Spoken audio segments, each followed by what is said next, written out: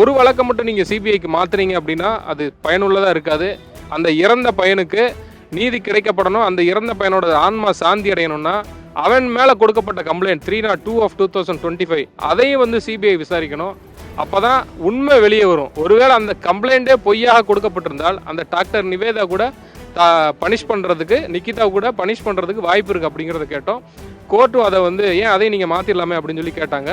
தமிழக அரசு அதையுமே நாங்கள் மாற்றிடுறோம் அப்படின்னு சொல்லி கோர்ட்டு கேள்வி கேட்ட பிறகு மாற்றிடுறோன்ட்டாங்க. அதுக்கும் செப்பரேட் ஜிஓ போடுறேன்னு இருக்காங்க. அது போக இந்த காம்பன்சேஷன் அத்தனை லட்சம் கொடுத்துட்டாங்க, எத்தனை லட்சம் கொடுத்துட்டாங்கன்னு சொன்னாங்க.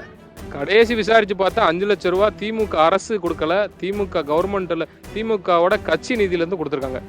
ஆனால் கவர்மெண்ட்லேருந்து ஏன் பணம் கொடுக்கல அப்படின்னு கோர்ட்டு கேட்டதுக்கு நாங்கள் கொடுத்த வேலை வாய்ப்பும் 80 கிலோமீட்டர் தள்ளி கொடுத்துருக்க ஹவுஸ் சைட் பட்டாவும் தான் நாங்கள் கொடுக்குற காம்பன்சேஷன், நாங்கள் பணமாக கொடுக்க விரும்பலை அப்படிங்கிறத நீதிமன்றத்தில் பதிவு பண்ணாங்க.